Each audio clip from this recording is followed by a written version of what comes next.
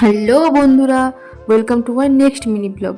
এটা ছিল রিসেপশনের ব্লগ। তো এটা একটু দিতে দেরিই হচ্ছে, কেন কি আমি রিসেপশনের পরের দিনই কলকাতা চলে এসেছিলাম। কলেজ ছিল, দিনটা ছিল 19শে নভেম্বর। আর আমি রেডি হয়ে দেখো শ্রেয়ার বাড়ি চলে গেছিলাম, ওখান থেকে গাড়ি ছাড়বে। তারপর ওখান থেকে বেরিয়ে দেখো তত্ত্ব নিয়ে বসেছিলাম গাড়িতে, তারপর চলে এসেছি শ্রেয়ার বাড়িতে। এখানে এই বরযাত্রীদের বসতে দিয়েছিল। এই দেখো আমাদের কিউট মিস চিনি। তারপরে এই দেখো আমাদের এখানে শ্রেয়ার শ্বশুরবাড়িতে রুম সাজিয়েছিল, ডেকোরেশন খুব সুন্দর সাজিয়েছিল। আর এই যে আমাদের ব্রাইড, খুব সুন্দর লাগছে দেখতে। তারপর আমরা একটু নাচাগানা করে নিলাম, নিজেদের মতন এনজয় করে নিলাম আমরা। গান টান বাজছিল খুব।